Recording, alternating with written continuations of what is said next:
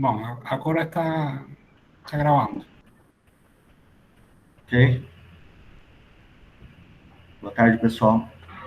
Bom, pessoal, hoje, aula 12, mais um dia das nossas discussões sobre GeoGebra e problemas de Olimpíada de Matemática. Nessa aula, eu vou seguir bastante na linha do professor Alessandro seguiu na aula passada. Então, eu vou apresentar uns conceitos básicos, vou apresentar alguns problemas, um ou dois problemas que estão nas anotações do programa POTI. Ah, um daqueles problemas que estão lá, o Márcio resolveu na aula passada, então, e resolveu muito bem resolvido. Então, eu escolhi não apresentá-lo e vou apresentar algumas outras coisas que eu encontrei e achei interessantes. Ah, principalmente são baseadas numa aula do Prof. Mat, que estão, o endereço das referências todos estão nas aulas. Aí, assim, logo em seguida, daqui a pouco, eu vou atualizar lá o fórum do GeoGebra e disponibilizar para todos que quiserem pegar as anotações e peguem também as referências. Bom, a aula é razoavelmente curta em termos de conceitos, comparativamente ao caso da última aula de centros de triângulo, por exemplo, que estava uma aula bastante comprida. Eu só tenho essas 30 ou 40 abas abertas aqui, cada aba é um assunto, e espero terminar rápido. Bom, nós vamos falar de simetria e rotação, simetria em relação ao ponto, simetria em relação à reta, rotação. A simetria em relação ao ponto é quando a gente diz que o ponto é simétrico em relação ao ponto A. Aqui eu estou usando o subíndice só para diferenciar entre os pontos, mas é A, O e A', ok? Porque a construção, vocês podem ver que tem muitos outros elementos aqui, e eu gosto de usar a mesma notação. Então, o subíndice é só para isso. Ele vai ser simétrico se somente se acontecer esse tamanho aqui por exatamente o outro tamanho. Aí, é bem simples a ideia, mas pode já gerar uma pequena discussão. Eita, o primeiro ponto é que, dado o segmento A, a linha, como que eu faço para calcular o ponto de simetria? Isso daqui nós já vimos há algum tempo. Você precisa traçar a bissetriz, né, do segmento, e a solução com régua e compasso, ao invés de você usar a ferramenta ponto médio, está em algum lugar aqui, ponto médio, você simplesmente traça uma circunferência, escolhe um dos pontos, traça uma circunferência com um raio arbitrário, desde que esse raio seja maior do que a metade do comprimento, porque senão não vai ter interseção. Depois, você pega essa mesma circunferência com o compasso, okay? E vai para o outro lado do ponto a linha. Faz o traçado da mesma circunferência, aí você consegue já obter o ponto O da seguinte forma: calcula as interseções entre as duas circunferências, o segmento traçado pelas duas interseções vai intersectar o segmento A' no ponto O, e esse daqui é o ponto de simetria. Daqui até de A até O é a mesma distância aqui de O até A. É uma construção que acredito que a maioria de todos vocês já viram, até eu fiz em algum momento, e ela é a mesma construção que é feita quando você chama a função ponto médio. Ok? Bom, vocês podem me parar, não importa o momento.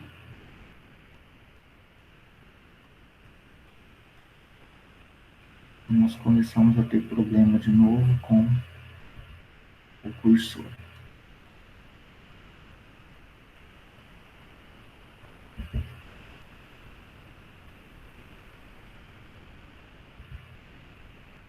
O outro caso que você pode ter é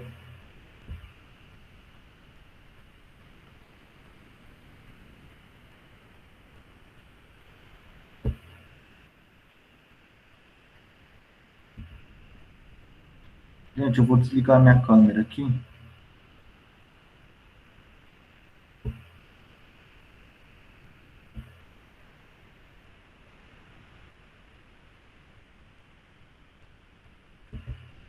Ele não quer movimentar.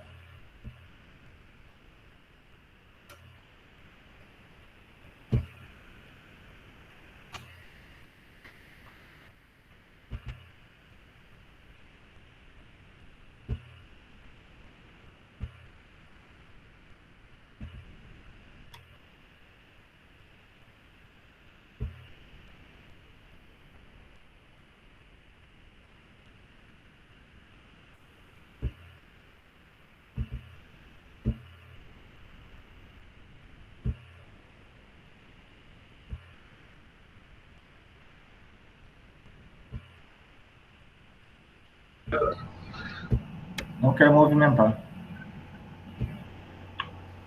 Ô, João, porra, até o slide dele é de quanto em quanto? É 360? Não, 5.7.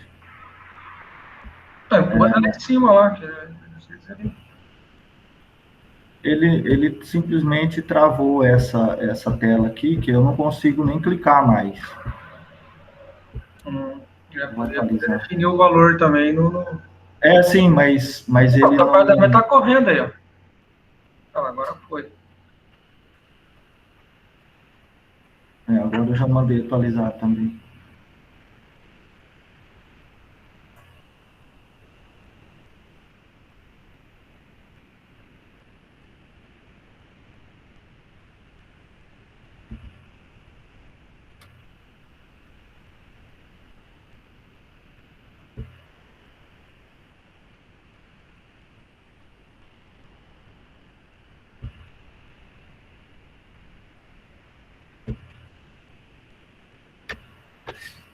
Ai, cara. Vou fechar. Tá abrindo o GeoGebra aí, ó.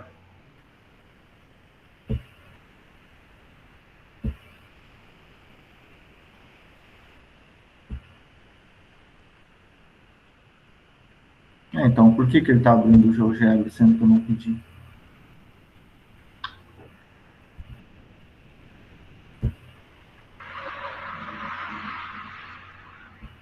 Não consegue clicar com o direito e dar um valor para ele?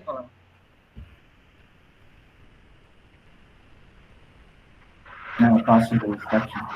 Depois de muito tempo, conseguiu. Vamos ver se ele alinha e vai embora. Outro caso, que é bem parecido com o anterior, só que muda o processo de construção, é quando você tem o ponto A e o ponto O e quer construir o ponto A'. Aí é simples, né? Basta você passar uma reta por A e O e constrói uma circunferência de centro O e raio A, e obviamente o outro lado vai ser o simétrico. E aí, como consequência, você vai ter que a definição se aplica. AO é igual O A' imediatamente. Bom, esse tipo de simetria é o que se chama a simetria em relação ao ponto, que vocês já devem estar acostumados, todos já devem ter visto. Aqui eu tenho uma figura que foi construída para mostrar a simetria em relação ao ponto. Então, nós temos, se nós temos o nome simetria em relação ao ponto, é quase que com certeza que eu vou ter outro tipo de simetria. Então, no caso da simetria em relação ao ponto, a imagem fica, abre aspas, invertida em relação ao ponto. O ponto de simetria aqui é o ponto K, certo? É esse ponto K. E aqui eu tenho uma reta que eu tracei só para poder movimentar o ponto K. Bom, nesse caso, toda essa estrutura que você fizer aqui, fizer desse lado, essa estrutura em marrom, utilizando simetria em relação ao ponto, você vai colocá-la do outro lado, de modo que quaisquer dois pontos que você pegar na figura, na hora que faz a simetria em relação a esse ponto, ou seja, a distância desse ponto aqui até o ponto K é a mesma distância de K até I'. Isso daqui eu fiz usando a ferramenta refletir sobre um ponto. Ou eu acho que em português é refletir sobre um ponto mesmo. Da mesma forma, eu fiz para o ponto J, e aí vai para o outro lado. E qualquer outro ponto aqui em cima, você tem o mesmo tipo de comportamento. Então, quaisquer dois pontos aqui, na hora que você translada em relação a um certo ponto, isso daqui vai formar um paralelogramo. E essas diagonais aqui vão se cruzar no ponto médio. Bom, você pode ficar brincando com isso, mas aqui, como nós trabalhamos com esse ponto, como sendo a reflexão desses pontos aqui em torno do ponto K, não vai conseguir movimentá-los por razões diretas, que quem comanda a movimentação são os pontos que estão mais à esquerda. Okay? Então, à medida que você movimenta, notem que a distância vai sendo preservada, né? A distância de F até K é a mesma distância de K até F'.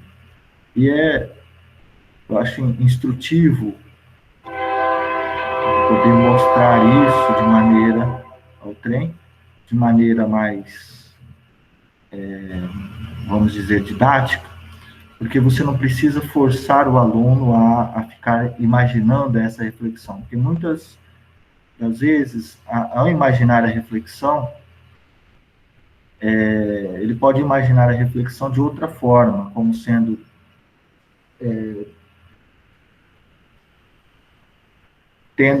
tendo só uma translação, não a reflexão mesmo.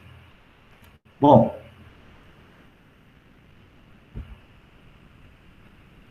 outro tipo de simetria que é a simetria em relação à reta. Você vai dizer que o ponto é simétrico em relação à reta, se a reta é a mediatriz do segmento. Isso daqui é a mesma construção anterior, praticamente, da simetria em relação ao ponto, para você determinar a reta de simetria, mas isso daí já dá outro tipo de simetria, outro tipo de figura. Se você olhar a figura 3, a figura do passo 3, em relação ao ponto, vai ser esta figura conforme a gente construiu. Mas se você pegar e fizer aquela simetria em relação à reta, provavelmente não vai dar a mesma coisa. Bom, alguns exemplos de figuras que são simétricas em relação à reta passando pelo centro, né? Aqui você tem um quadrado, então esse ponto, a distância é a mesma. Eu não fiz aqui no meio, eu estava pensando em fazer uma função e tal, descrevendo isso, mas ia dar um pouco de trabalho e eu estava sem muito tempo para fazer isso, tinha que pensar um pouco de maneira mais adequada como isso ficaria. Talvez fique para o curso 2 João, tenho uma pergunta da Ivânia e tem uma pergunta anterior também da Rosimeire no chat. Claro, pode falar. A Rosimeire comentou que estava sem telefone. Aquela primeira figura inicial, ela queria saber sobre. Eu não entendi direito a pergunta. Sobre a rede, aquela, se era semi-reta, era reta. Em qual figura? Na primeira, bem na primeira figura. Na primeira, a anterior. Essa? Anterior. Não, a Essa? última. É naquela figura da simetria que você mexeu no. Isso, no ponto K. Só um minuto. Tá. Essa? Nesse ponto que você mexeu. Eu queria ver de novo que você mexeu e a rosinha ficou em cima. É porque eu estou usando a simetria em relação ao ponto. E ao ponto K. Eu posso disponibilizar essas anotações aqui para você copiar, olhar. Eu vou disponibilizar no site, mas o ponto de simetria aqui é o ponto K, né? Então, é essa distância, esse ponto de I até K, a distância de I até K é a mesma distância de K até I'. A distância de J até K é a mesma distância de K até J'. E aí, isso vai ocorrer para o resto da figura também. Eu ilustrei para este segmento, porque é o segmento que fica mais visível na hora de mostrar e apresentar. Mas, como eu construí o ponto K em cima dessa reta, eu posso movimentar o ponto K, mas vai continuar sendo a simetria em relação ao ponto K. Não sei se eu respondi sua pergunta. E aí, toda a movimentação... Sim. Toda a movimentação que você faz aqui vai ser acompanhada diretamente pela movimentação do ponto simétrico. Certo? Qual que é a outra pergunta? Tá respondida, Ivânia? Sim, muito obrigada. Por nada. João, que ferramenta você usou para fazer essas reflexões aí? É do próprio GeoGebra mesmo? A reflexão de cada ponto? Simetria em relação ao ponto. Essa ferramenta aqui, ó. Uhum. Aqui.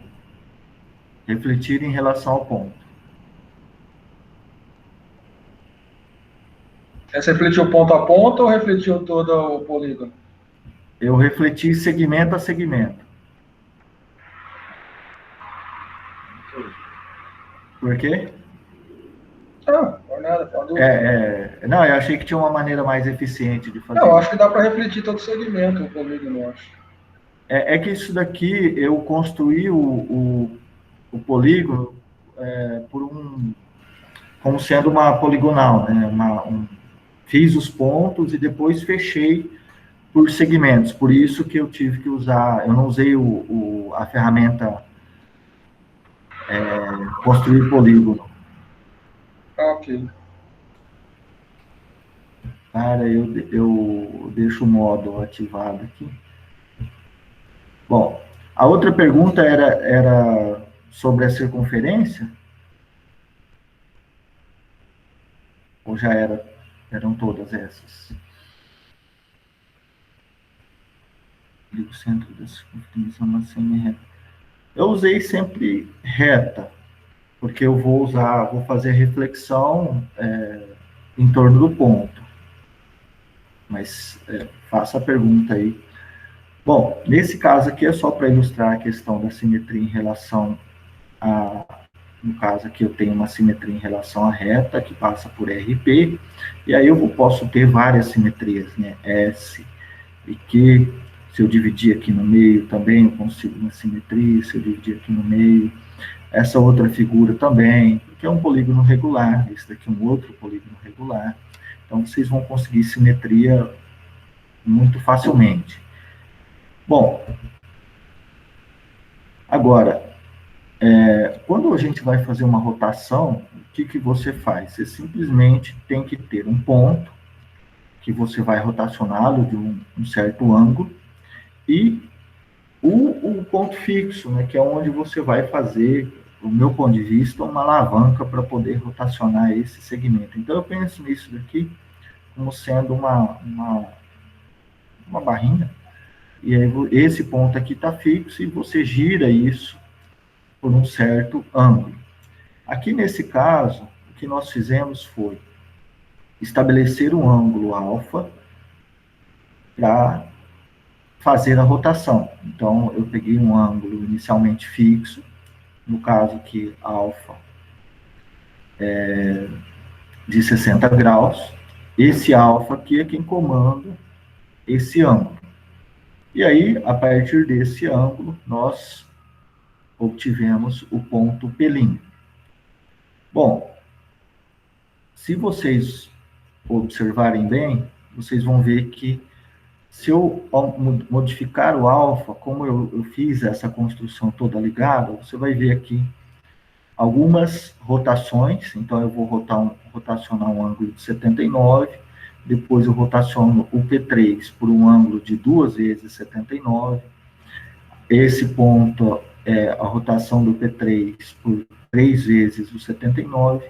Esse daqui é por 4 vezes o 79. E aí vocês podem ver um segmento verde, verde. Aqui tem um segmento rosa. O que acontece aqui é que dá para enxergar alguns detalhes, né? Quando a rotação for um múltiplo de 360, vocês vão ver que o polígono vai fechar ali. Se eu conseguir fazer ele parar, vai ficar fechadinho. Então, eu vou ter um polígono regular. Vocês podem ver que aqui estão os ângulos alfa. Em relação ao ponto P3, então, esse P3, na hora que eu rotaciono, esse ângulo aqui tem 60, o P3, na hora que eu rotaciono por 2 vezes alfa, esse ângulo aqui, ó, P3 tem 120, e assim sucessivamente, até eu chegar nesse P3 de novo. Só que eu posso ir aumentando os ângulos, né? E isso vai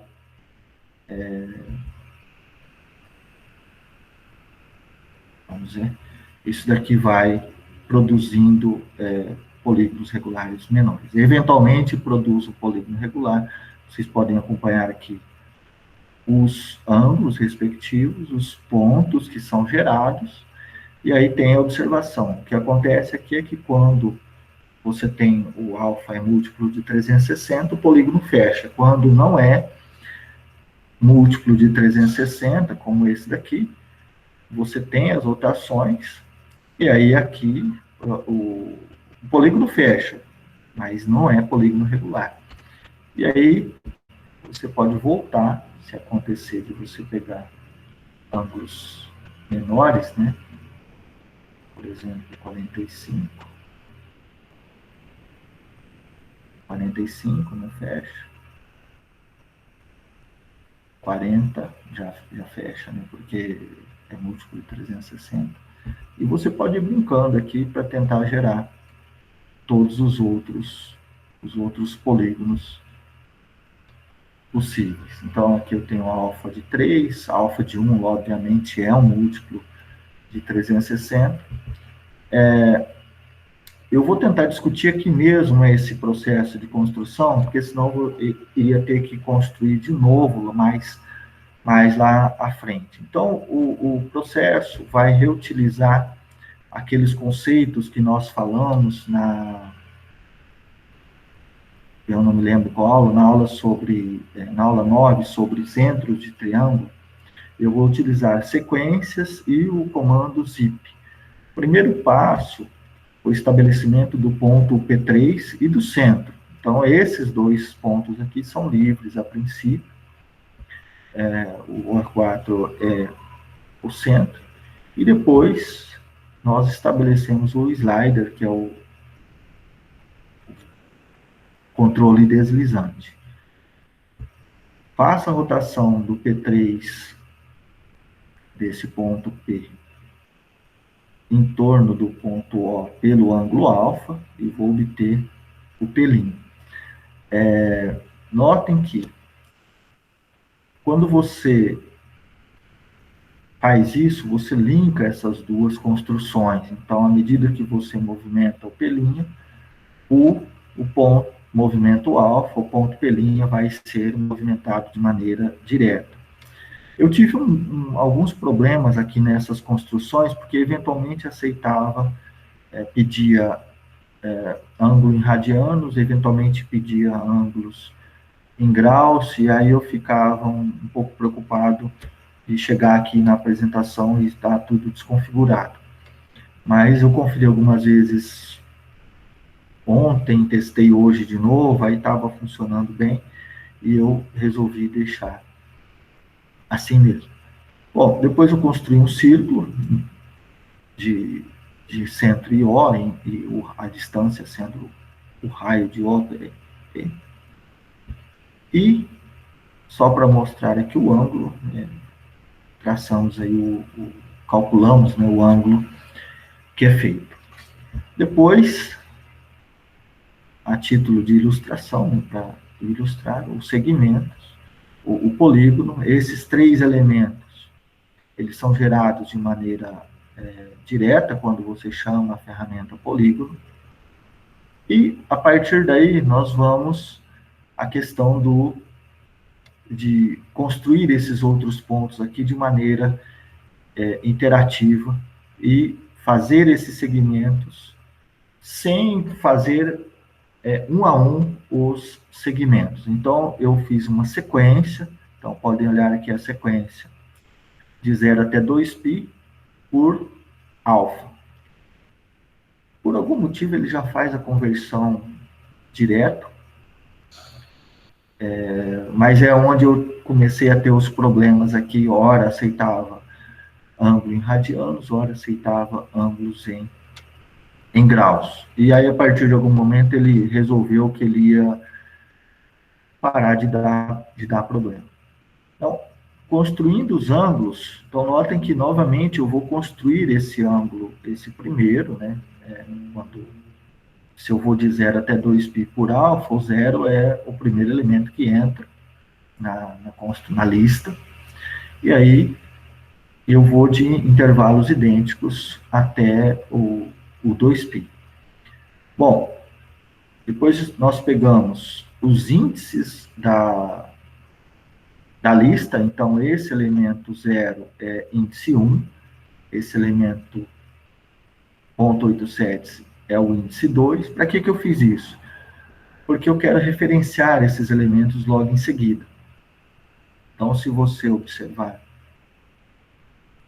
aqui, então eu tenho os índices, e agora eu vou fazer o zip, vou rotacionar o P por um ângulo A em torno do ponto O. E o A vai percorrer a lista de ângulos que eu chamei de ângulos. Ok? E aí você tem esses pontos que estão mais destacados na tela. Ok? Bom, e para fazer os segmentos de maneira automatizada, vamos assim dizer, com relação ao ângulo, porque ó, eu poderia fazer no braço, todos eles, só que à medida que eu aumento ou diminuo o ângulo, eu teria que fazer isso na mão. Esta forma de implementar com o GeoGebra, você associa o tamanho variável para a construção de ângulos, da lista de ângulos, que vão formar os seus segmentos, e a lista de segmentos você vai construir com o zip, novamente, zip, segmento, L2, quem que é L2? L2 e L2 é essa lista aqui, é lista. Como é lista, eu posso indexar por a posição do elemento na lista. Então, você tem uma lista de 10 elementos. O primeiro ponto é o L2, abre parênteses, 1, que é o que eu estou fazendo. Então, eu vou indexar aqui segmento de L2i até o segmento L2i mais 1, e o i vai percorrer o L1, que são os índices. Por isso que eu preciso dos índices. Ah, mas não tem outra forma de fazer? Com certeza tem, de uma forma equivalente de fazer isso, só que eu sei fazer essa, e era a que estava mais fácil no momento. Bom, mas aí vocês podem ver que sobrou, se você olhar, tem uma interrogação aqui, que é onde ele não sabe fazer.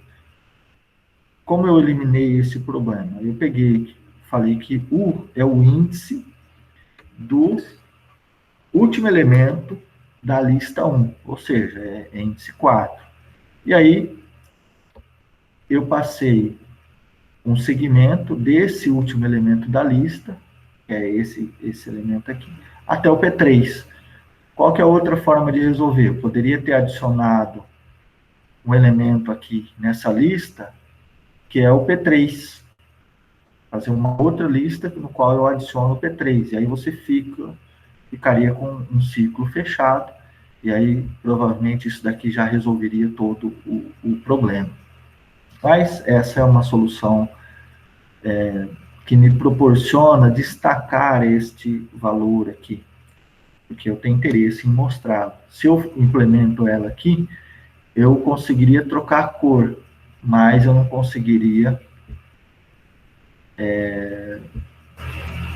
trocar a cor de um segmento apenas. Na verdade, eu acho que dá, se você usar novamente essa implementação aqui de lista e zip. Mas não foi o caso. Bom, e aí com isso você consegue fazer essa brincadeira de tornar esse esquema bem simples em um problema que não é tão simples assim de ser implementado no GeoGebra. Depois que está pronto, você fala, pô, legal, facinho. Mas até captar todas as ideias envolvidas pode demorar alguns minutos para que o problema seja resolvido. Bom, e aí nós temos 2 ou 3 problemas envolvendo essa questão de rotação.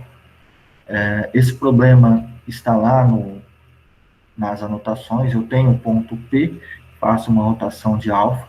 Eu tenho o ponto Q, eu faço uma rotação de alfa. Então, a afirmação é que PQ é igual a P' Q, e a medida do ângulo formado pelas retas PQ e PQ' também é alfa. Lá nas anotações você vai ver que não é tão complicado acompanhar as ideias, mas nós fizemos aqui uma mostração, segundo o nosso colega Pedro Paulo, se não me engano, para verificar isso. Então, o primeiro passo com o GeoGebra é fazer a construção do triângulo, usa o polígono, e aí verifica, realmente os ângulos são iguais, esse ângulo aqui é igual a esse, bom, então esse ângulo aqui vai ser igual a esse, legal. Então, o que eu preciso fazer aqui, novamente eu coloquei um negócio interativo, que me permite alterar o ângulo de alfa de rotação. Então, você pode fazer a título de demonstração, e se o ângulo alfa de rotação for aumentando, os triângulos permanecem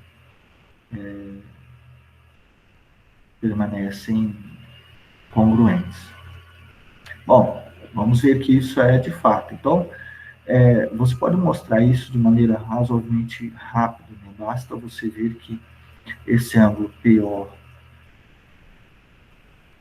aqui, você pode chamá-lo de beta, então vai ser PO, P' menos esse ângulo aqui, e aí vai sobrar só desculpa, eu estou fazendo do outro lado, só esse ângulo que nós chamamos de beta.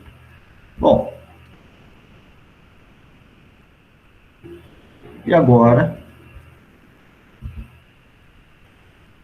eu posso fazer essa construção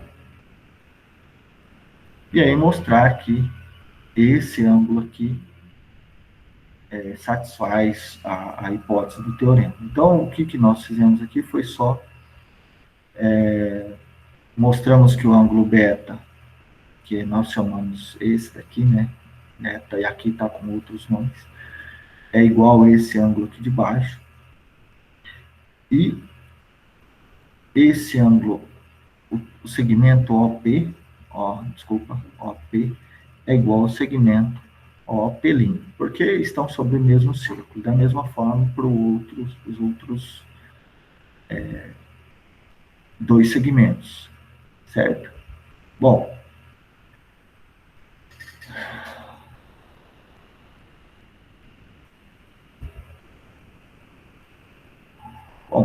portanto, o que vai ficar faltando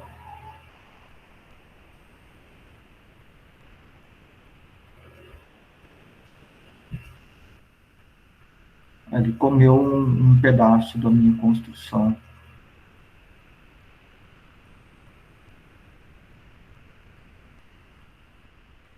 Ele comeu um pedaço da minha construção. Eu tinha colocado aqui um arco de circunferência, etc. Ele sumiu. Bom, então o que vai ficar faltando é mostrar que esse ângulo aqui é realmente o ângulo alfa. Como a gente faz isso? Só passa um segmento por PQ e por P', Q'. Então, você vai obter esse ponto M de cruzamento dessas duas retas. Bom, e daí? E daí que nesses três pontos M, O e Q, você consegue passar uma circunferência. Então, agora, como esse ângulo é igual a esse ponto Q está aqui em cima da circunferência, ou seja, esse quadrilátero PQ, Q', é inscritível. E aí, esse ângulo aqui é igual ao ângulo aqui, que é o alfa. Só observar que eles enxergam o mesmo arco. Assim como esse arco aqui é enxergado por esse ângulo OQP e P' O, ou OQ', é praticamente a mesma coisa. Bom, é só isso. Aqui tinha uns segmentos e tal, mas na hora que eu mandei atualizar, eu tenho quase certeza que eu salvei, mas outro exercício que está apresentado lá, aqui o professor Alessandro já vai ter um pequeno infarto, né, que eu deixei o quadrado tortinho. Você tem um quadrado A', B', C', D', que ele é uma rotação no sentido horário, né, de 25 graus, em torno do ponto M, que é o ponto médio do segmento AB, e aí pede para calcular esse ângulo aqui. É um problema que dá mais trabalho para fazer a construção do que para resolver a matemática. É mais difícil fazer a construçãozinha do que resolver. Aqui no GeoGebra Classic é mais difícil, porque na hora que você gera o quadrado, se eu não me engano, ele não põe os pontos C e D. Então, você precisa fazer por outra forma. No outro GeoGebra Geometria, ele já coloca esses pontos quando você pede o polígono, então fica mais fácil acessar esses valores. Então, fazendo isso, dando essa girada de 25 graus, você vai ter o quê? Esse quadrado todo vai girar. Nós sabemos que as diagonais desse quadrado, a linha B', C', D', elas se encontram formando um ângulo de 90 graus. E aí, pelo teorema, nós sabemos que esse giro aqui, esse ângulo, porque nós temos essa linha e essa linha. Então, o ponto C vai para o ponto C'. Então, esse ângulo aqui é 25. Bom, ok, esse é 25, esse é 90, esse é 65, bem rapidamente. Ok? Bom, em seguida, se ninguém tiver perguntas, alguém tem alguma pergunta? Está muito rápido, muito devagar, muito... eu vou comentar algumas coisas sobre uns pontos que nós já vimos eles nas aulas anteriores, que é o conjugado isogonal. Esse conjugado isogonal, ele traz nele uma série de simetrias, né, porque ele é construído dessa forma, com base na simetria. Então, aqui nós temos a bissetriz, aqui é bissetriz e a bissetriz, ok? Então, o meu ponto que eu vou construir o conjugado isogonal é o x3. Então, como que eu faço? Eu passo as retas partindo dos vértices, até um dos exercícios desafios, partindo dos vértices, intersectando o ponto x3, e depois eu faço a reflexão dessas retas em torno da reta bissetriz. Ao fazer isso, você vai encontrar, ao fazer isso para reta passando por CX3, por BX3 e por AX3, você vai encontrar o ponto X'. Esse ponto X' é o que é chamado conjugado isogonal. Existem outros, conjugado isotônico, se eu não me engano, tem conjugação de retas, conjugação de círculos, mas eu resolvi ficar só com essa parte por enquanto, porque nós precisávamos estabelecer um perímetro para a aula até um certo ponto. Bom, é razoavelmente fácil de construir, vai depender um pouco só do seu conhecimento do GeoGebra. Alguns pontos que são conjugados isogonais, as referências estão aqui, tá? Que eu peguei esses elementos. Assim que vocês pegarem as anotações, é só clicar aqui na caixinha e vocês já vão ter o link do elemento e podem acessar a referência de onde eu peguei essas informações.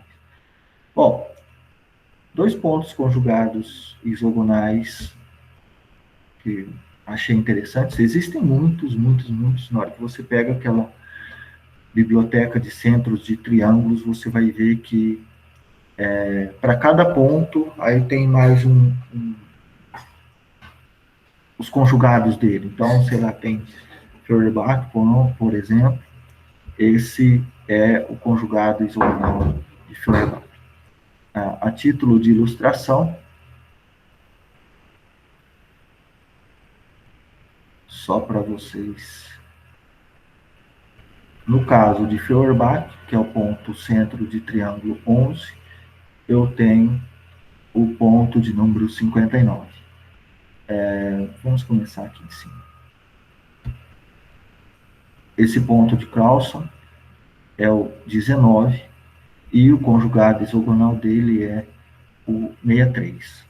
Vai estar aqui. Vocês podem fazer isso fazer essa construção desde que você passe aqui as retas passando por B e esse xzinho, A e o ponto de cross, e C e o ponto de cross, e aí calcula a bissetriz, as respectivas bissetrizes dos ângulos, a reflexão aqui em torno dessas bissetrizes vai ser exatamente o ponto de cross. O próximo ponto é esse ponto chamado Longchamps, que o Juan perguntou na outra aula. Eu continuo não conseguindo discutir muito sobre o ponto de Longchamps.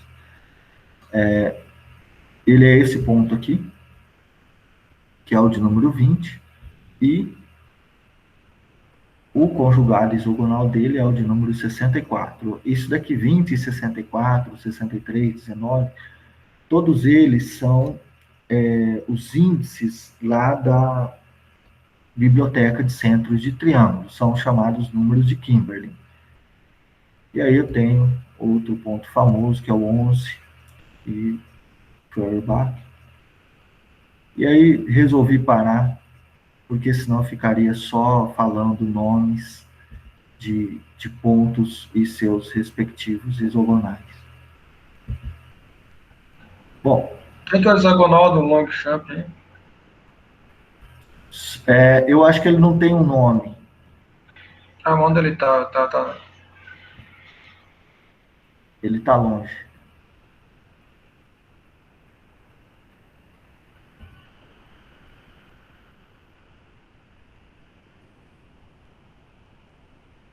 Lá em cima. Tá.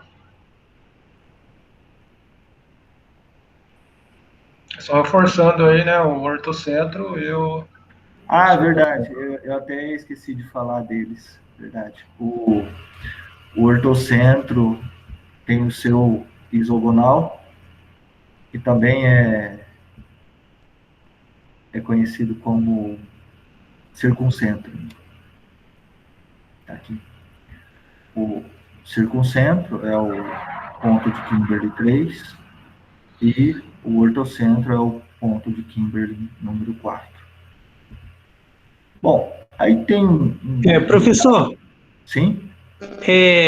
Volta lá um pouquinho, por favor. Claro, só um minuto. Todas essas isogonais são construídas a partir do ponto I aí, que é o incentro? Sim, todos eles são construídos baseado nesta figura aqui. Dado um ponto qualquer dentro do triângulo, certo? Você traça as bissetrizes internas dos ângulos, as respectivas bissetrizes. Depois você traça uma reta. Não, aí tudo bem. Por Sim. exemplo, quando você pega o ponto de Feuerbach, você vai fazer a isogonal dele. Então, é essa construção aqui. Você vai replicar essa construção, só que o X3 vai ser Feuerbach. Entendeu? Então, você vai... É exatamente isso. Feuerbach, então você vai passar a bissetriz, eu vou construir aqui. Construir uma, tá? Você vai unir o vértice ao ponto e refletir sobre cada bissetriz. Exato. Aí, onde as três se encontrarem, é o ponto isogonal. Então, você vai pegar essa daqui é a bissetriz. Certo?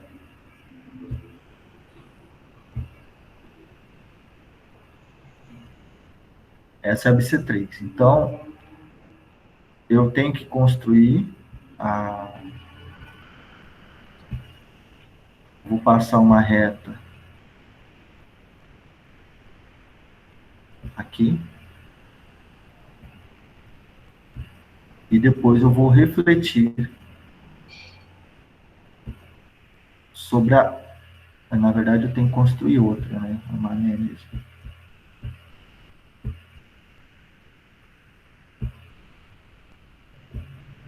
Essa daqui é a bissetriz do ângulo A. Agora vou refletir a reta passando por A e o ponto de Feuerbach sobre a bissetriz. Aí deu essa reta. Tá. Entendi. Agora eu entendi. Tudo bem, pode continuar. Certo? Tranquilo. Ótimo. Bom, A partir do ponto que a gente faz a reflexão. Beleza. Obrigado. exatamente. Aí você passa uma outra reta aqui por Feuerbach e C2, constrói a bissetriz desse ângulo em C2, reflete a reta em torno do ponto. E assim Aí, vai. tá, não, tranquilo agora. Ótimo. Bom, isso daqui eu gostaria de deixar só ilustrado, mas é mais como uma observação do que um resultado, né? Então, lá nas referências aqui do Max von Wolfram, ele dá esses resultados aqui para quando você tem o ponto X e o respectivo isogonal. Só que se você testar isso na verdade, lá está anotado que esse ângulo aqui é igual a esse ângulo aqui, e isso não dá certo. Eu não sei se eu esqueci de considerar alguma hipótese, ou se a figura que está apresentada lá está errada, porque o que ocorre com o isogonal?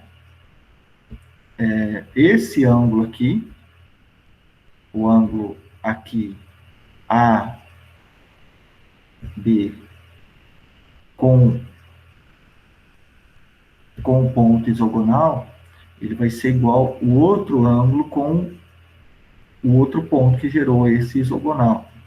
Mas esse ângulo e esse ângulo, não achei nenhuma configuração que seja válida essa igualdade. Agora, eu posso ter feito algum erro aqui nessa construção. Se alguém encontrar, por favor, me avise. Então, esse ângulo aqui e este ângulo são iguais, quando você tem os pontos X e o respectivo isogonal, o ângulo FBX' e o ângulo XBD, eles são iguais. E isso pode ser usado para alguns resultados que eu achei interessantes. Esses resultados são 3 ou 4 resultados aqui que nós mostramos com relacionados a essa questão do isogonal. Bom, só para ilustrar a questão do ponto isogonal, nós temos quando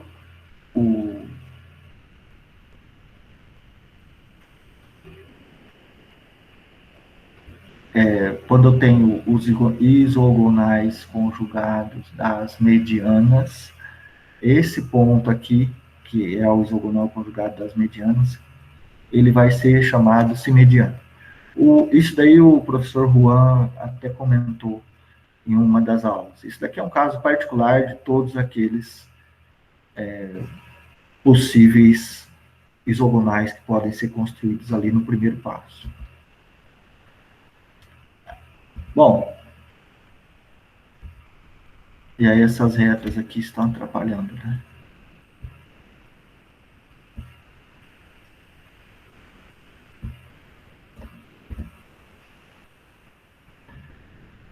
O primeiro problema que eu achei interessante é esse problema aqui, que ele fala o seguinte: você tem 3 ângulos de um lado, você tem um ângulo grande, que ele, na verdade, pode ser particionado em 3 ângulos. E você tem no outro lado da base do triângulo, tem um ângulo grande que é particionado em 3 ângulos de novo. E aí você considera as projeções ortogonais de cada um dos lados, e ele pede para mostrar que a aquelinha é perpendicular a DI. Eu não sei se está claro aí, mas a construção é essa daqui. Então, você tem um ângulo da base, tem um outro ângulo da base, e esse ângulo PMW é igual ao ângulo QMP, que é igual ao ângulo BMQ. E aí você tem essa igualdade aqui para o outro lado também. E é basicamente isso. Então, como a gente mostra a solicitação? Bom, de maneira... É um pouco direto, dá muito mais trabalho para construir esses ângulos aqui, porque o Alessandro já deve ter notado, né? Se for dado o ângulo, trisseccionar o ângulo em 3 partes iguais, vai ser um pouco mais difícil. Mas aqui a gente, para a construção, usou simetria e rotação. E aí fica fácil, é um problema razoavelmente fácil. Então, o que nós fizemos aqui foi só usar essa igualdade, essa questão da igualdade, o ângulo MBP', cadê? MBP, eu vou chamar ele de θ, então esse daqui é 90 menos θ, porque esse daqui é 90, ok? Bom, então o que vai acontecer?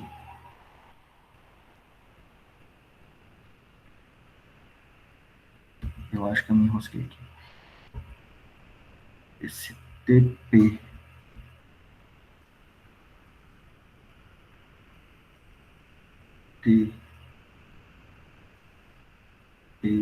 B vai ser 90 menos... é só isso, é 90 menos θ, né? Agora, esses ângulos aqui são retos, né? Esse daqui, esses são retos. Bom, só que, veja bem, esses ângulos são retos, então esse ângulo aqui também é reto, e eles estão enxergando esse triângulo aqui. Estão enxergando esse mesmo segmento PB. E esse ângulo aqui enxerga esse mesmo segmento. Bom, então eu vou passar uma circunferência entre esses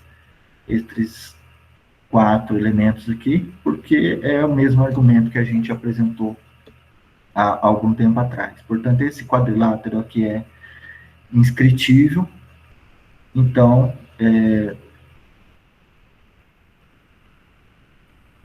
eu consigo concluir que TPB é TUB. TPB, aqui em cima, é TUB. Ou seja, esse daqui com 3 pontinhos é exatamente esse com 3 pontinhos. Bom, aí o que eu posso fazer? Posso usar o fato de que esse ângulo aqui é igual a esse ângulo, então o P e o Q são os conjugados isogonais. Bom, se eu usar que eles são os conjugados isogonais, então eles são simétricos, sim, em relação à bissetriz. E aí tem que fazer mais umas 2, 3 continhas aqui. Eu chego que o ângulo é de 90 graus.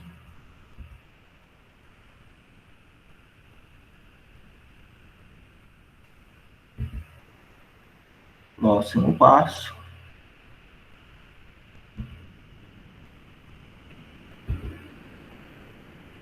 É um outro resultado envolvendo essa questão dos pontos isogonais, sevianos, e a construção em um triângulo ABC. Eu vou construir assim, deixa eu mostrar aqui, construir o triângulo ABC, e A1 e A2 vão estar sobre o lado do triângulo ABC. Então, voltando aqui, então, A1B sobre A1C vai ser uma razão de segmentos, A2B e A2C vai ser uma razão de segmentos, então aqui vai ser também uma razão de segmentos. Esse problema também está na referência que está anotada aqui para vocês. É uma dissertação de mestrado do Prof. Mate de 2020. A demonstração é razoavelmente direta para demonstrar esse fato. O que você faz? Você faz em partes cada uma desses pedaços. Então, A1B sobre A1C, eu posso falar que aqui está anotado, é a área, né, de A1 sobre a área de CA1. Por quê? BA1 CA1. Eles têm a mesma altura, portanto, eu posso fazer o cálculo. Mas eu não preciso usar isso daí, eu posso simplesmente usar que a área, não preciso usar a altura, eu posso usar que a área é dada pela fórmula envolvendo o seno do ângulo. Mas aí você usou a altura, está escondida. Obviamente, a altura está escondida, né? Essa altura AH está escondida aqui no seno do ângulo que multiplicam a hipotenusa. Isso daí, se você usar que A1 é igual, são dois, é o mesmo segmento, meio e meio são 1, e esse ângulo aqui é igual a esse ângulo. Por quê? Porque a forma de construção são os isogonais, então o ângulo é o mesmo, portanto, então dá AB sobre AC. Da mesma forma, você faz para o outro quociente de segmentos e vai dar AB sobre AC de novo. Bom, portanto, sem muita crise, você consegue concluir o seu resultado. O outro resultado vai nesse raciocínio também, só que agora você tem um ponto X e você tem as projeções, né, desse ponto X sobre os lados, e nós temos que mostrar que esse quociente aqui é, na verdade, esse quociente. Isso é até rápido. Os triângulos são sempre semelhantes, né? Cada um desses triângulos vão ser semelhantes pelo lado. E aí você divide em duas igualdades. Essa primeira aqui, e depois pega a segunda.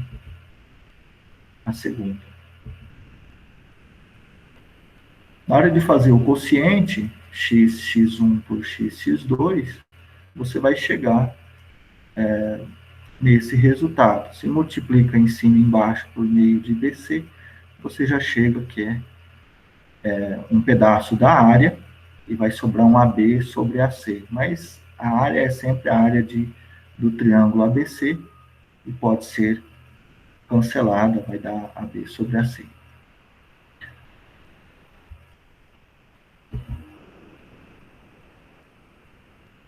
E aqui é só uma mostra para vocês não acharem que aquela construção que foi feita ali dos três ângulos iguais é a trisseção do ângulo. Não é.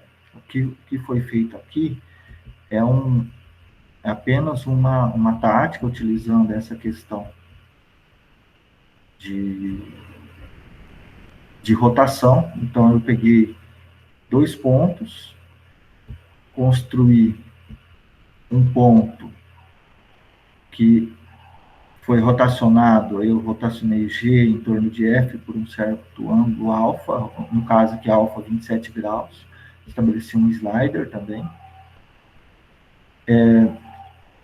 E aí fiz isso para outros pontos. Então eu vou construir esse ângulo aqui, igual a esse ângulo, que é igual a esse ângulo. E depois fiz isso lá do outro lado, mas antes disso eu passei algumas retas para formar o meu triângulo.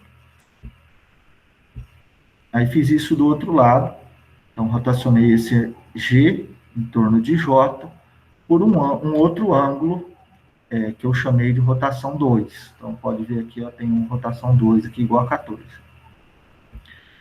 E aí passei 3 retas também. Então esse aqui seria o meu ponto P, e esse aqui seria o meu ponto Q. E você pode fazer a interseção. Então, você vai obter o seu ponto R, o ponto T e o ponto P. E aí, depois, verifica a construção, tá? Todo mundo 25 graus, conforme o ângulo de rotação. E o outro caso, 14, 14. Aí eu não coloquei aqui porque é 14 também. E aí você tem aquela construção. Só que lá eu não fiz desse jeito. Lá eu fiz uma outra gambiarra. Lá eu fiz 2 triângulos equiláteros. Isso, equiláteros. E escondi o resto das construções. Eu fiz um maior que o outro e fiz intersecção dos ângulos. Aí pensando, pô, legal, dá para fazer de uma outra forma, de modo que eu tenha, eu consiga variar essa. Aqui eu liguei os pontos no variável. Eu consigo variar o meu triângulo e eu consigo fazer essa construção. Então, esses ângulos aqui, os 3 ângulos são esses 3 ângulos formados entre as retas e os segmentos do triângulo, são iguais. Esses daqui também, mas não são iguais a esses. Naquele triângulo lá, eram. Então, é uma forma de fazer aquela construção de uma forma um pouco mais geral. E vocês podem ver que ela fica até interessante desse ponto de vista, mas não tem nada a ver com um problema de trissectar o arco. É um negócio muito mais simples. Bom, e era isso em termos de alguns resultados. Depois eu queria mostrar para vocês aquele problema que o professor Alessandro trouxe, que ficou bem bacana, e achei interessante mostrar essa construção agora, só que do ponto de vista que o professor Juan havia comentado, né, colocar sequências e eu precisei usar o comando zip. Então, a parte inicial, eu estabeleci os pontos A e B, conforme o professor Alessandro, eu havia começado, na verdade eu peguei o código dele, fiz um para mim exatamente da mesma forma. Então, criei os triângulos A e B, os pontos A e B, o polígono, passando por A e B, de tamanho 3, e aí ele já gera o segmento, e estabeleci um certo número M e N para a construção do vetor que será usado para a translação. Então, eu vario um pouco mais o M e o N, porque o comando zip e o lista e sequências permite você trabalhar um pouco mais rápido aqui. No entanto, perde um pouco daquela passar várias vezes sobre o mesmo caminho. Então, vocês podem ver que está aparecendo 2 vetores, um vetor U, que está deslocado, mais o vetor V, ele já está na posição correta, ele vai transladar C para um ponto C lá embaixo. Eu vou tirar esse U aqui. Em seguida, é exatamente o mesmo código do professor Alessandro, pode ver que é TC mais U. E aí eu tenho, posso até puxar aqui, ó, pode estar vendo que esse ponto C vai para o ponto D, e você tem o triângulo que é transladado. Eu vou transladar o triângulo todo. E depois você tem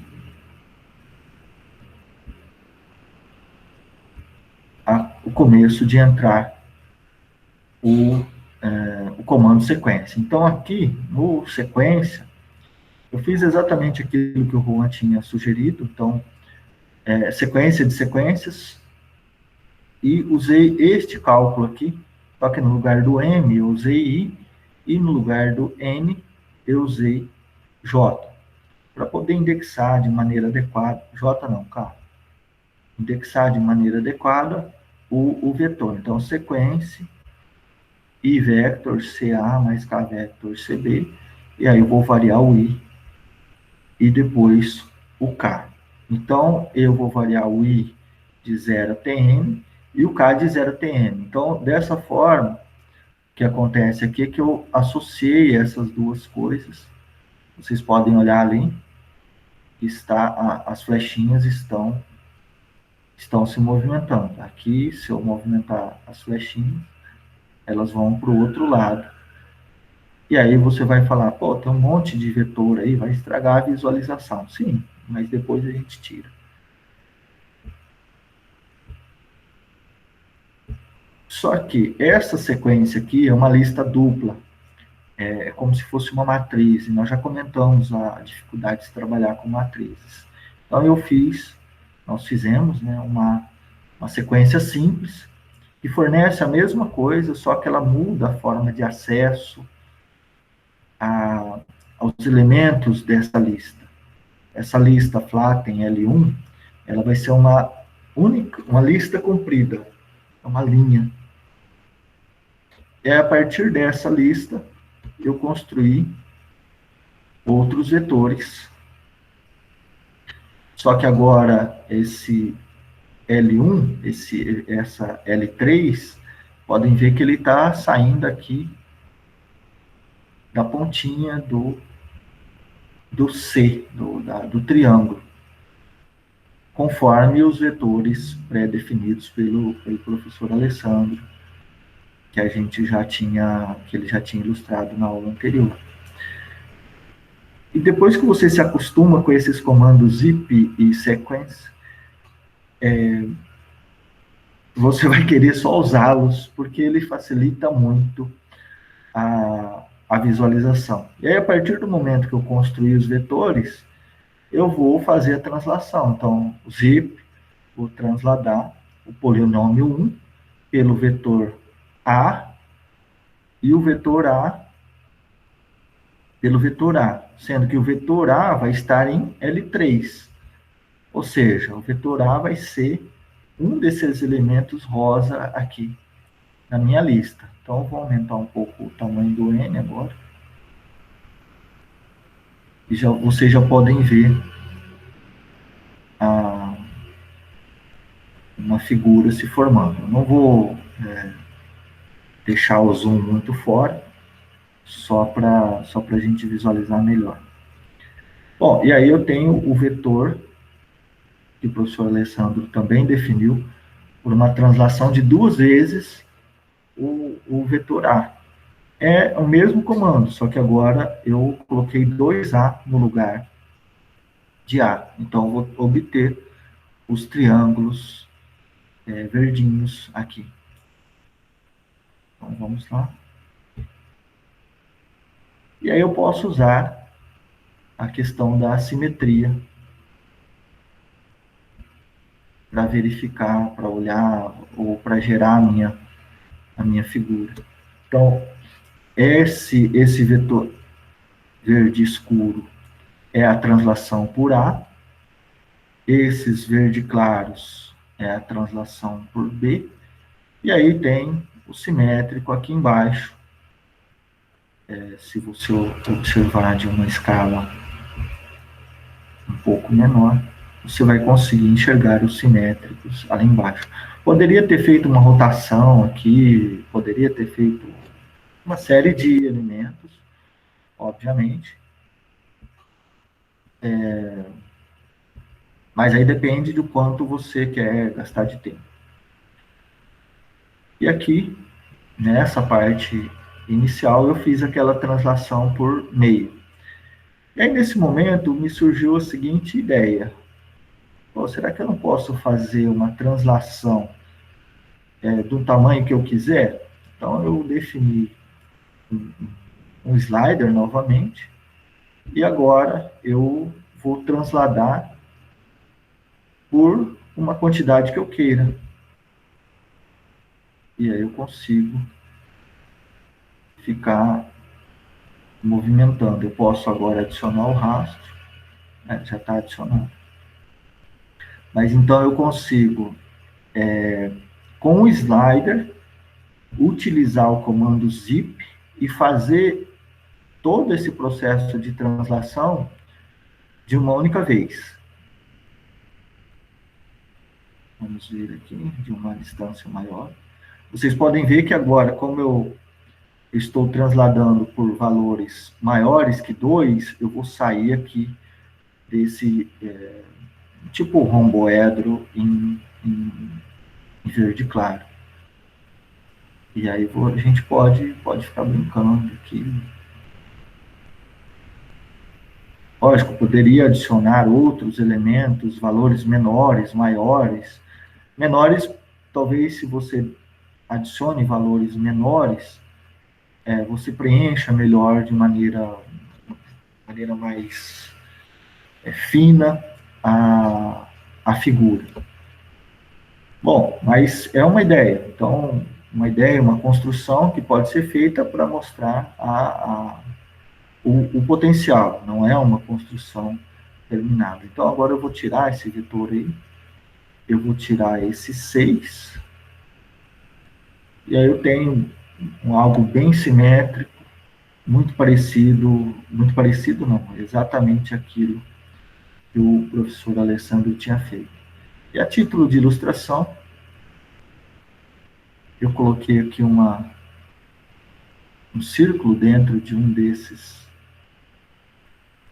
triângulos, e aí só para ilustrar a questão da translação. Então, para todos os triângulos verde escuro, eu fiz um círculo lá dentro. Só que note que eu não fiz o círculo para o simétrico, mas eu fiz um círculo nos outros verde claro também. E aí fiz alguma outra coisa que eu... E aí essa é a construção com alguns detalhes interessantes. Você pode usar esse tipo de construção para fazer as suas construções. Eu acho que vai ser bacana utilizar isso. Agora, eu achei que eu ia ser rápido nessa aula. Eu gostaria de mostrar alguns exemplos que você pode encontrar, né, envolvendo simetria. Aqui é um exemplo que eu achei nos materiais do GeoGebra.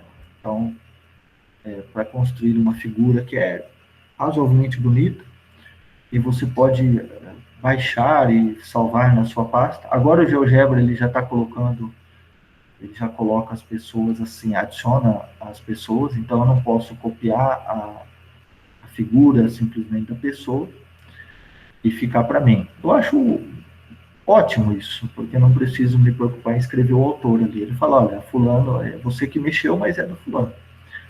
E aí, esse tipo de construção, você pode anotar as suas coisas e ir ali e fazer as suas modificações. Essa daqui... O seu coleguinha do Irã, João? Não é o Sardar, não. Foi só coincidência mesmo ter pego aqui. Eu não sei ler, peço desculpas, eu não sei ler o que está escrito, mas eu estava até pensando nisso, né?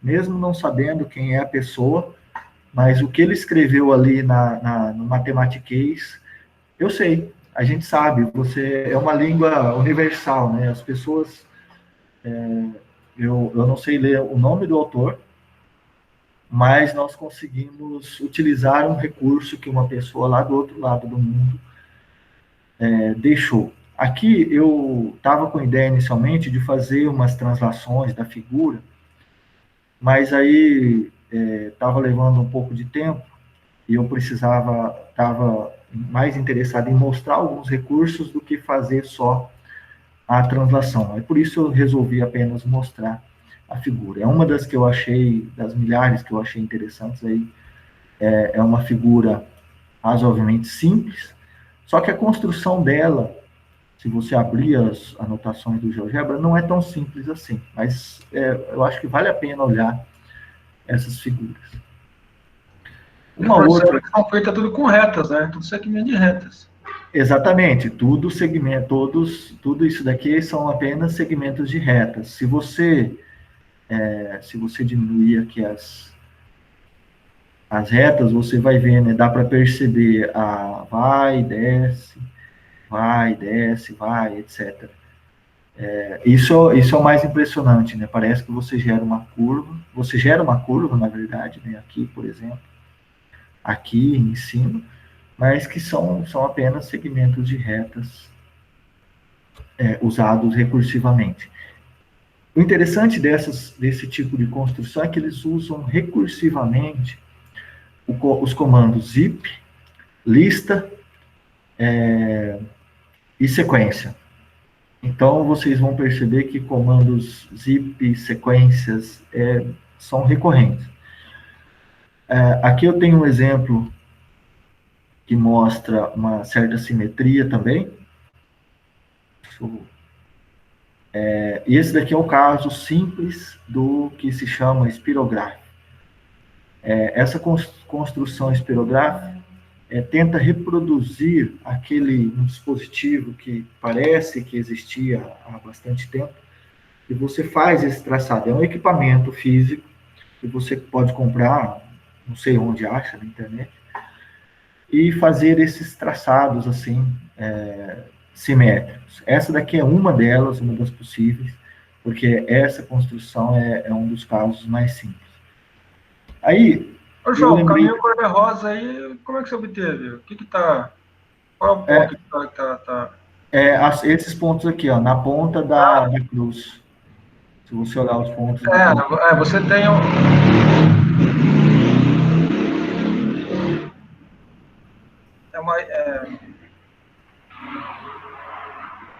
Dá para saber se é uma hipocicloide ou epicicloide. Eu não sei te falar também. Eu conheço isso daqui como espirografo. Mas deve ser sim. Você pode ver que eles sempre voltam, né, para o mesmo lugar, né? Deve haver uma certa razão, um número racional representando aí o raio de cada uma dessas circunferências aí. Se fosse racional, eles não voltariam mais para o mesmo lugar. Certamente. Essa cor-de-rosa são hélices. Não, mas eu acho que ele está falando aqui dessas centrais. Ele estava falando das circunferências centrais. A menor e a maior. Essas duas centrais aqui e essa azul. Mas a cor-de-rosa é elipse. Realmente. Bom, esse é o caso simples da espirograph, né? O caso mais complicado é esse daqui, que eu construí ele baseado nas anotações do livro, que a gente já mostrou o livro, mas eu esqueci o nome, eu peço desculpas. Mas está anotado aqui nas anotações. Então, aqui você tem uma infinidade, né, de configurações possíveis para obter essas figuras. Para cada figura, eu não vou deixar rodando tanto tempo, depois vocês podem checar o processo de construção aqui. O livro eu não sei se todos vão ter acesso, mas vamos ver aqui se eu adianto O livro é Jonas Hall. Isso, é esse mesmo, Jonas Hall. Isso, é esse senhor aí mesmo. E aí, para cada uma dessas, deixa eu pausar essa. É que a gente está... eventualmente você não consegue figuras, porque se a circunferência que é para ser a menor ultrapassar o raio da maior, você não consegue figuras. Mas se não ocorrer isso, você consegue um monte de figuras. Notem que para cada passo que você dá aqui, você gera uma figura diferente, e ainda você tem parâmetros aqui que não foram explorados. Por exemplo, essa figura. Eu acho bacana, bem ilustrativo. É um procedimento que não é tão simples de ser construído, demora um tempo para você fazer a construção do espirografo. Eu segui em detalhe o livro do Jonas Hall, está anotado aqui em algum momento, e porque você tem que ler, ir lá e fazer, ler e fazer, mas dá certo, funcionou muito bem. Um outro exemplo que eu gostaria de mostrar, envolvendo essa questão de simetria, é este exemplo, que é um app que está disponível. Você pode explorar isso com os seus alunos, explorar a construção. Você dá um zoom aqui, você consegue ver o processo de formação. Eu habilitei o protocolo de construção porque eu gosto de ver como que o cara fez a figura. Eventualmente, você não tem explicações, como esse anterior que eu apresentei não tem as explicações, até seria alguma coisa interessante para que fosse adicionado. Mas você consegue explorar de maneira detalhada. Notem aqui o que eu falei dos comandos. Lista, ele chama de lista, sequência, polígono, rotate, etc. Se você vier aqui nesse outro também, ó, sequência, translate, polígono. Então, eu acho que dá para a gente, obviamente que não pode não ser tão rápido você discernir o que está sendo feito, mas eu acho que é material, fonte de pesquisa, são coisas que a gente pode trabalhar e muito interessantes, assim como o professor Alessandro mostrou nas aulas anteriores, aquelas questões dos gráficos de pinturas, né, de Escher. Existe uma outra aqui, espiral. Ô, João, aí você vê que o cara deu na lista, né, que você colocou o ângulo já em grau, né? Você não está enxergando. Não, é verdade. Na lista ele colocou o ângulo em grau. Mas eu tive esse problema lá no GeoGebra, mas não sei falar por quê. Eu não sei por que hora ele aceitava radianos, hora ele aceitava graus. Mas aqui, até se você olhar, tem até um grauzinho aqui no ângulo. Eu acho que ele deve estar... se você olhar aqui, ele está estabelecendo esse alfa. Esse alfa, ele fez uma definição. Se você olhar o alfa, você vai ver que ele definiu o ângulo alfa como sendo um valor, então ele passa a ser uma constante. Aí eu achei interessante que é uma forma de definir uma constante. Se você usa a definição ali, mas posso estar enganado com essa perspectiva.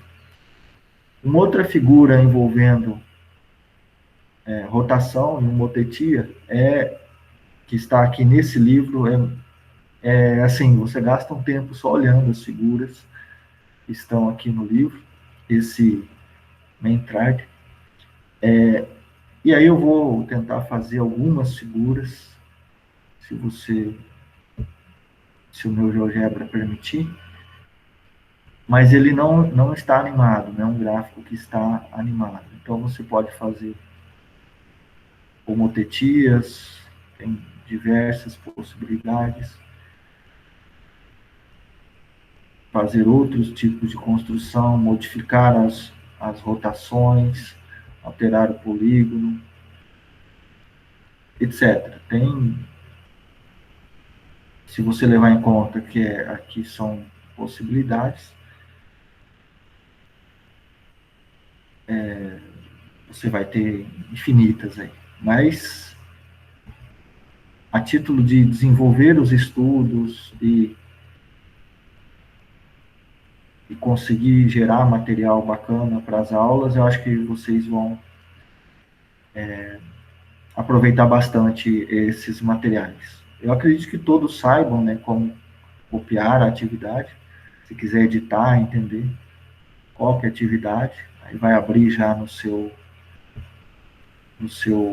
sua pasta, e o nome do autor principal, que é o primeiro, vai vir ali junto, para que demos os créditos de maneira devida. Deixa eu ver se eu consigo abrir o 3D aqui.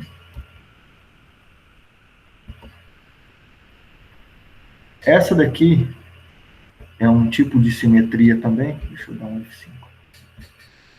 Essa aqui é chamada árvore fractal. Eu fiz uma cópia dessa árvore fractal.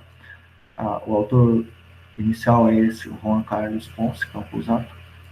E eu inseri algumas modificações minhas, porque inicialmente a árvore era toda azul.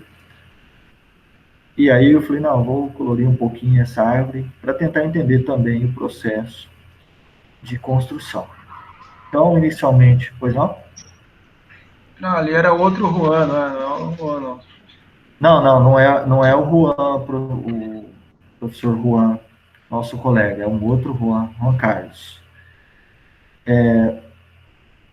E aí todo esse processo aqui também é baseado no comando sequência, lista, rotação e translação. Então, se você for observando, à medida que você vai crescendo os passos, a sua árvore vai ganhando galhos, folhas, enxergue como quiser. E aí fica até uma construção bonitinha. Somente... De fato, a gente carrega a própria vida. Mas, João, estão pedindo o link do livro. Ah, sim, eu vou... sim. Só um minuto. Pode pôr no bate-papo.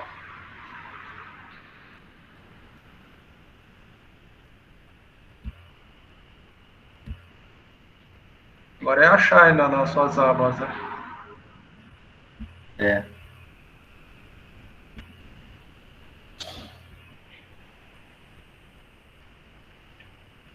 Essa árvore está atendendo com fractal? É uma árvore fractal com 9 ramos. Ó, eu peguei desse senhor aí, eu tenho mais coisas. Se você olhar aqui, a construção dela é uma árvore fractal. Ah, tá lá, geometria fractal. Exato. Então você tem um quadrado, né, inicialmente, de um certo tamanho, e depois você gera um retângulo aqui em cima. Na verdade, o autor passa um semicírculo aqui, aí ele constrói um retângulo aqui em cima, e a partir desse retângulo... Um triângulo, né?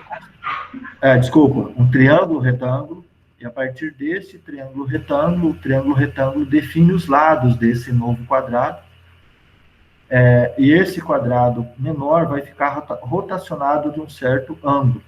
E ele faz isso só usando listas e sequências.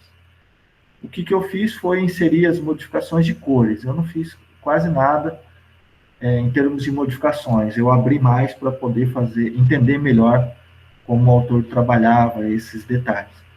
Uma pergunta interessante que ele até faz lá nas anotações dele, eu até deixei aqui as anotações do autor, para não descaracterizar as anotações.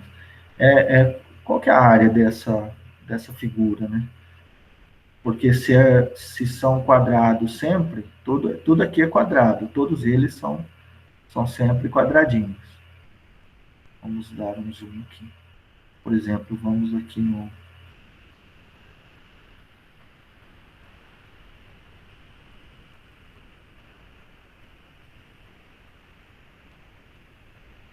Então, você tem... Como você fez para dar uma cor para cada ramo? Como ele usa várias listas, eu fui em cada lista e troquei a cor.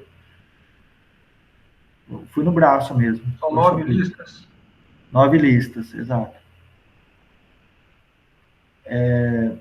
A minha questão principal é como fazer isso de maneira recursiva.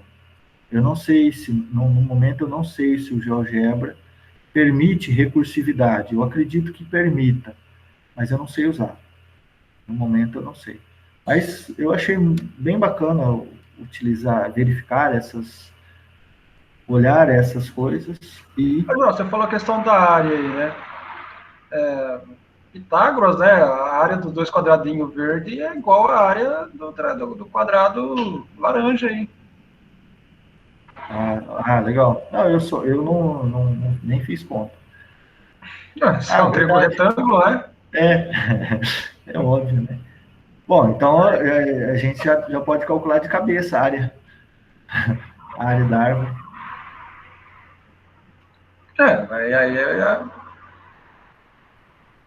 Bacana. Aí bacana se for 1 mais 2, mais meio, mais meio, mais meio, deve ser não. É legal que vai dar uma sequência convergente, né? Pode falar. Não, então, aí a razão aí partindo do triângulo central aí, era ver só a razão da construção, né? Porque aparentemente é meio, né?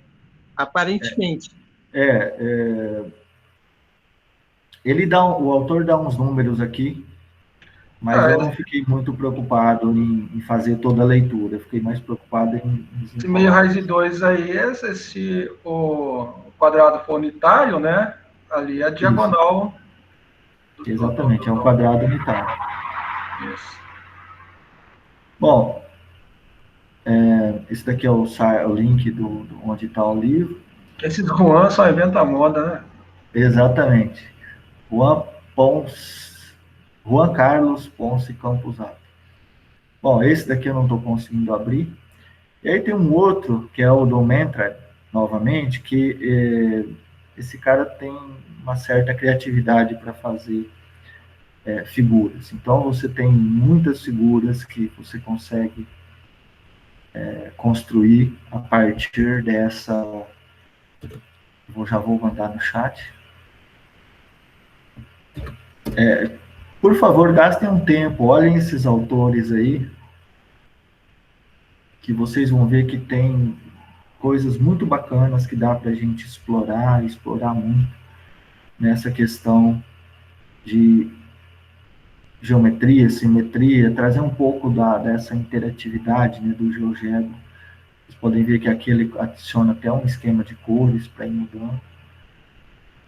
Eu posso alterar o número N, né, de raios, eu posso alterar o raio. Então tem coisas muito interessantes que nós podemos estar aí trabalhando. Aqui é o autor do Mentra. Eu estou mandando aí no chat também. Vocês podem ver que ele gasta um tempo fazendo esse tipo de construção.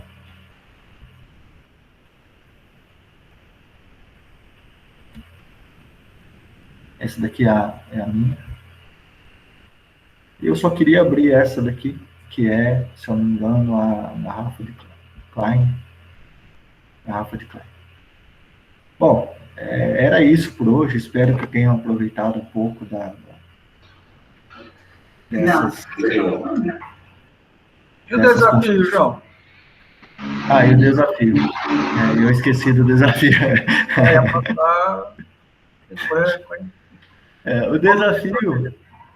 O desafio, eu acho que eu vou pôr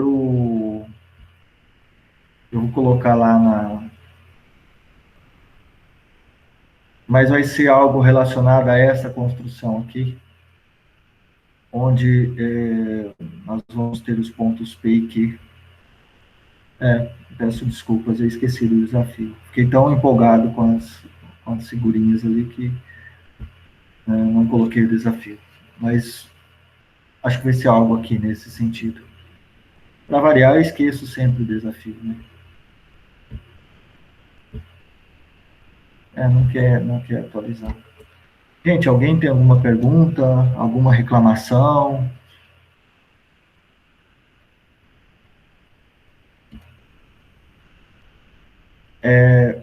Se eu puder dar uma sugestão, tentem usar o comando zip e sequência. Vocês vão ver que vai... essa é a outra figura que eu queria mostrar, mas como é 3D, ela vai dar um pouco de trabalho para compilar online. Mas dei uma olhada nessa curva, que é o famoso cardioide, né? Vamos ver se ele roda aqui.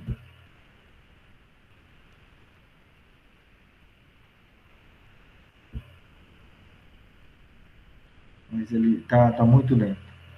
Bom, era isso, gente.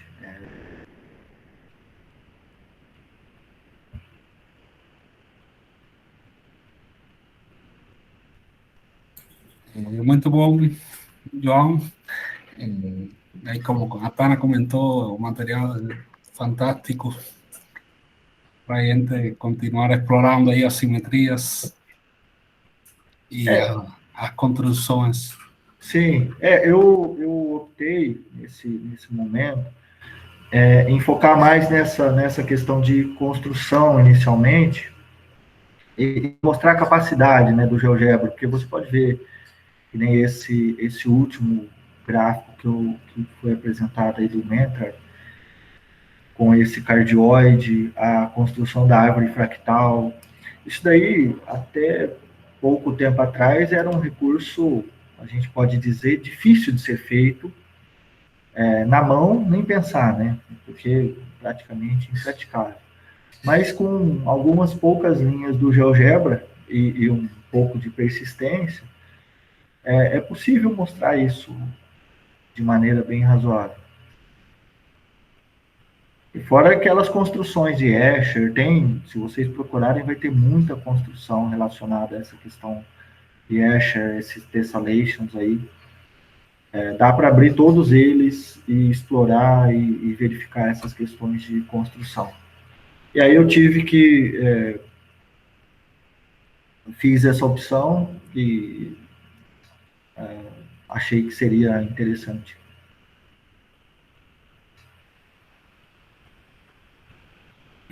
É muito legal. Não, o que você apresentou, a sequência de sequência e lidar com listas, aprender a fazer isso é muito bom mesmo. Faz diferença aprender a fazer ciclos um dentro do outro. Sim, exatamente. Esse é o diferencial para conseguir fazer uma figura bonita desse tipo fractal.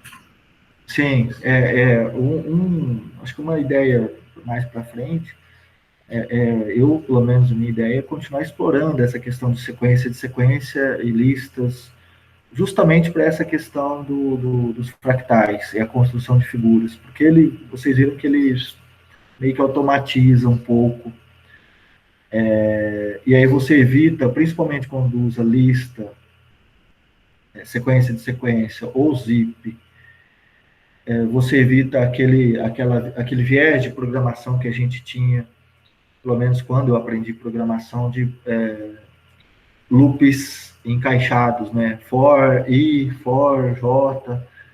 Isso daí é uma maneira muito mais eficiente de se fazer isso. O que eu preciso fazer é me acostumar a pensar dessa forma. Um outro comando que, se eu puder sugerir, list, iterador, eu esqueci o nome, é iteration list. É um outro comando muito robusto, que eu já vi no GeoGebra, mas até o momento eu não explorei.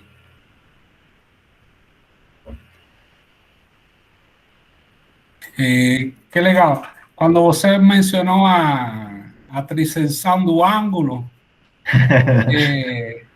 que foi um dos problemas que não dava para resolver com régua e compasso, mas dá para tengo una serie, ese material yo uso como los estudiantes en cálculo, ¿no? Sí, universitarios, que tenga, es una serie alternada, una serie geométrica alternada.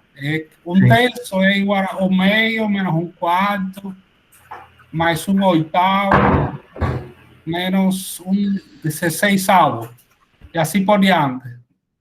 Y yo tengo una figura aquí, no sé si usted deja presentar aquí para mostrar la figurina que ha hecho que usted está presentando. Que es un problema que no es que como usted me comentó, problema de multiplicar por 3 es fácil, lo difícil es dividir por 3 geométricamente, ¿no? Entonces, este ángulo aquí, ¿no? A o B0, que yo quiero dividir en 3.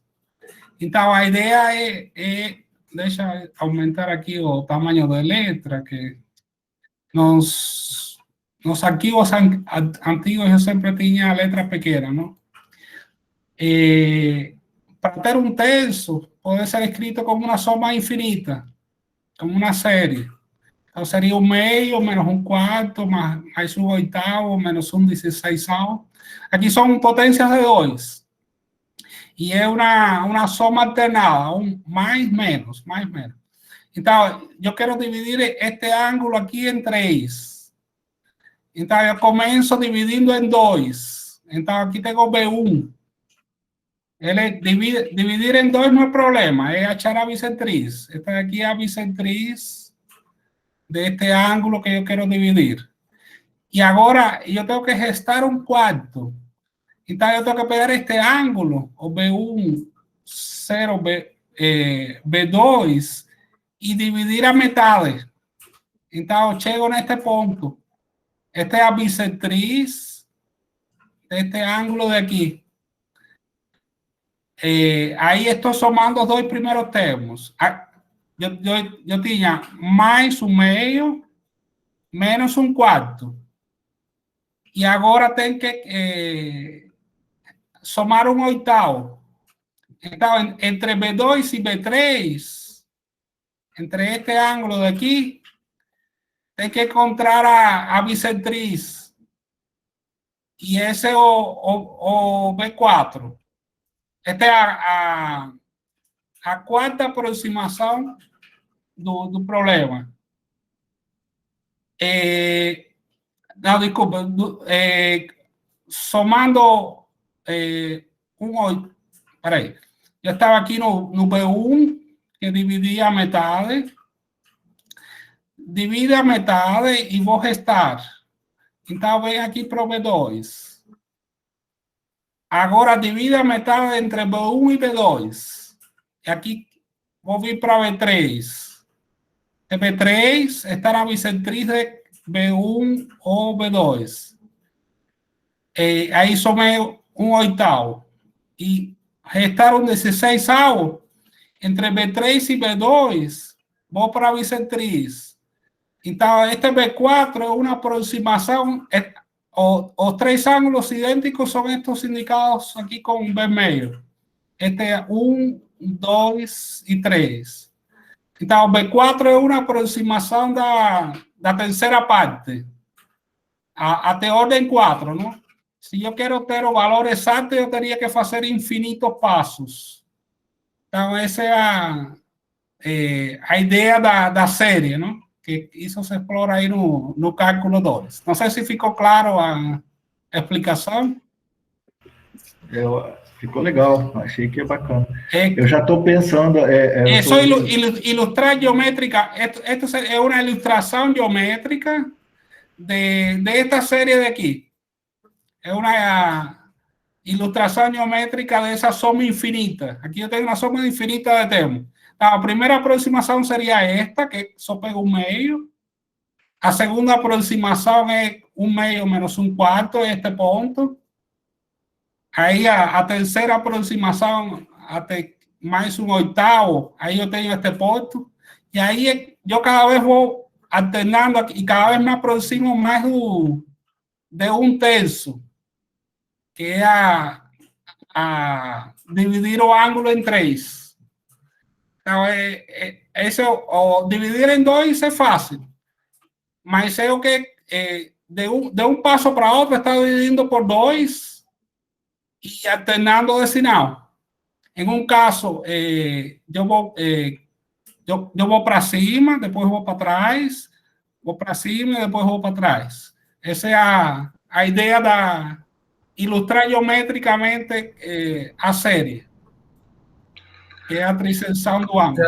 E a questão é que a trissecção do ângulo não é uma construção que ela é feita por regra e compasso, né? Então, não dá para fazer, não. Claramente, aí é um procedimento aproximado, não? Para ser exato, teria que ter infinitos passos. São, né, os 3 problemas, né? Que é a quadratura do círculo, secção do triângulo, o volume relacionado com o volume da esfera. Certo. Pessoal, mais... Duplicação Duplicação do quê? Volume do cubo. Isso. Esqueci o nome do problema. Eu estou mandando alguns links aí, os links que eu mostrei aqui. Estou mandando eles todos no chat, para quem já quiser dar uma explorada, olhada.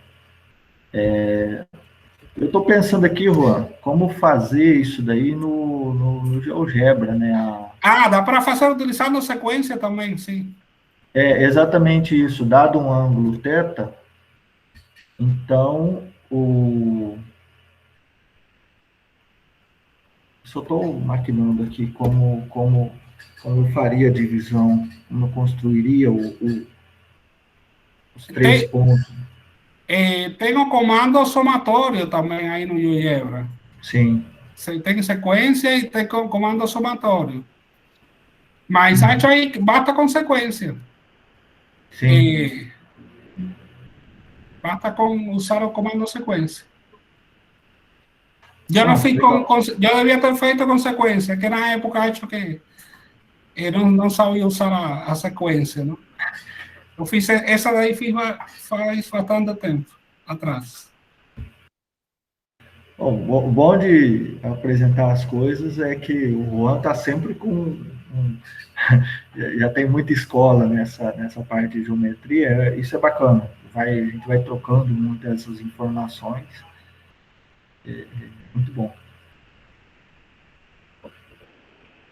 Pessoal, mais alguma outra pergunta para o João?